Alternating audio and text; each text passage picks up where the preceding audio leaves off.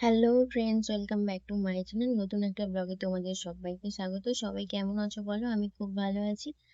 আজকে একটা অন্যরকম টাইপের ব্লগ বানাচ্ছি। তো আজকের ভিডিওতে আমি এটাই তোমাদের সঙ্গে শেয়ার করব যে সবাই তো জানো যে রাধা কৃষ্ণের জুটি, রাধা কৃষ্ণকে ছাড়া চলে না আর কৃষ্ণ রাধাকে ছাড়া চলে না।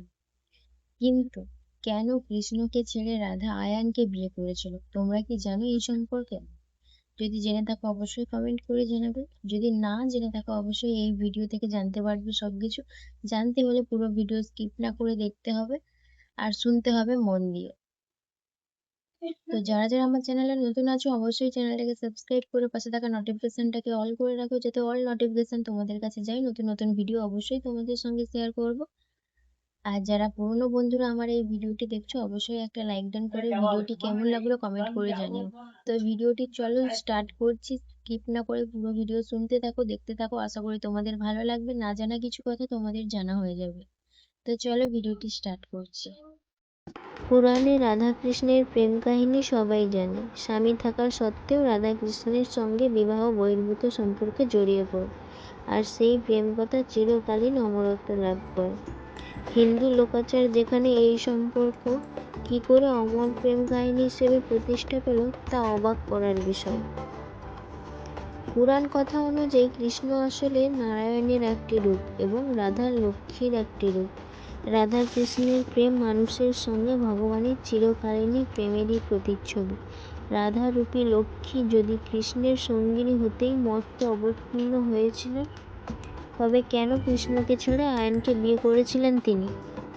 বিয়ে করার কারণ পুরাণে বলা হয়েছে, শ্রীদামা রাধাকে অভিশাপ দিয়েছিলেন যে মর্তে তিনি কৃষ্ণের থেকে 100 বছরের জন্য বিচ্ছিন্ন থাকবেন।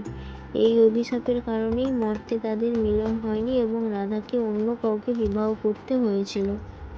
অন্য কেউ ছিল না, সে ছিল আয়ান ঘোষ, যার আসল নাম ছিল অভিমন্যু। গোকুলের কাছে জারদ নামের একটি গ্রামে তার বসবাস ছিল। সে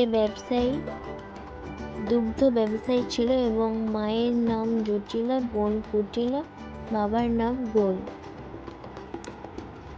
কৃষ্ণের পালিকা মা যশোদার আত্মীয় ছিলেন অভিমন্যু। দুটো ভাই ছিলেন। কৃষ্ণের পালক পিতা নন্দ মহারাজের উদ্যোগেই এই বিবাহের আয়োজন করা হয়েছিল। আয়ান ঘোষ পূর্বজন্মে একজন কঠোর তপস্বী ছিলেন এবং ভগবান বিষ্ণুর দেখা পাওয়ার জন্যই সাধনা করেছিলেন। সন্তুষ্ট হয়ে বিষ্ণু তাকে বর দিতে চাইলে আয়ান দেবী লক্ষ্মীকে স্ত্রী হিসেবে পাওয়ার বর চেয়েছিলেন। সেই ইচ্ছা পূরণ করতেই রাধা ও আয়ান বিবাহ হয়। বর দেওয়ার সময় ভগবান বিষ্ণু শর্ত দিয়েছিলেন যে পরবর্তী জন্মে আয়ান রাধাকে স্ত্রী হিসেবেও পেলেও তিনি নপুংসক হবেন এবং রাধার মন সর্বদা কৃষ্ণের চরণেই মগ্ন থাকবে। তাই আয়ানের সাথে রাধার বিবাহটি ছিল কেবল লোকসমাজের একটি আইনি বা নামমাত্র বন্ধন, যা কোনো শারীরিক সম্পর্কে গড়া হয়নি। শারীরিক সম্পর্ক তাদের মধ্যে ছিল না। পুরাণে জানা যায় যে আসল রাধা বিষ্ণুলোকে যাত্রা করেছিলেন এবং আয়ান ঘোষের সাথে কেবল রাধার একটি ছায়া রূপের বিবাহ হয়েছিল, যাতে রাধার পবিত্রতা অক্ষুণ্ণ থাকে। অধিকাংশ মানুষরাই বলে শিশুকালে বৃন্দাবন হেঁটে হেঁটে রাধাকৃষ্ণ যাচ্ছিল। তো একটি বটগাছের তলায় তারা আশ্রয় নিয়েছিল ক্লান্ত হয়ে। সেখানে খেলার ছলে তারা বিয়ে করতে শুরু করেছিলেন। সেই বিয়ের আচার সম্পূর্ণ করেন খোদ ব্রহ্মা। বিয়ের সাক্ষী ছিলেন সব দেবদেবতাগণ। কৃষ্ণের সঙ্গে আগেই বিয়ে হয়ে যাওয়ায় আয়ানের সঙ্গে রাধার বিয়ে বৈধ নয় বলে জানাচ্ছে। কথা অনুযায়ী এইটুকুই জানা গেছে। হয়তো আরও কিছু কথা আছে কিন্তু আমার জানা নেই। তো আমি যতটুকু জেনেছি তোমাদের সঙ্গে শেয়ার করেছি। তো তোমাদের কেমন লাগলো অবশ্যই কমেন্ট করে জানিও। আজকের ভিডিও এই পর্যন্তই ছিল।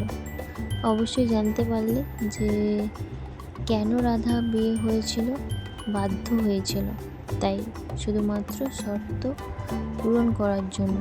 যেহেতু সে কথা দিয়েছিল তাই বাধ্য হয়েছিল বিয়ে করতে, কিন্তু আয়ানকে বিয়ে করলেও তার মন সবসময় কৃষ্ণর প্রতি মগ্ন ছিল। তো আজকের ভিডিওতে আশা করি তোমরা অনেক কিছু জানতে পেরেছো, না জানা কথা। তো আজকের ভিডিও আমার এই পর্যন্তই ছিল। দেখা হচ্ছে নেক্সট ভিডিওতে। ততক্ষণ সবাই ভালো থেকো, সুস্থ থেকো, নিজেদের খেয়াল রেখো। যারা যারা আমার চ্যানেলে নতুন আছো অবশ্যই চ্যানেলটাকে সাবস্ক্রাইব করে পাশে থাকা নোটিফিকেশানটাকে অল করে রেখো, যাতে অল নোটিফিকেশান তোমাদের কাছে পৌঁছয় নতুন নতুন ভিডিও আপডেট পাওয়ার জন্য। আর ভিডিওটি কেমন লাগলো সেটা অবশ্যই জানাবে। যদি ভুল কিছু বলে থাকি ক্ষমা করে দিও, আর যদি তোমরা সঠিক জেনে থাকো সেটা অবশ্যই কমেন্ট করে জানিও। তোমরা যদি এরকম টাইপের ভিডিও পেতে চাও, যে যার মতামত অবশ্যই জানিও। রাধে রাধে, সবাই ভালো থেকো, টাটা।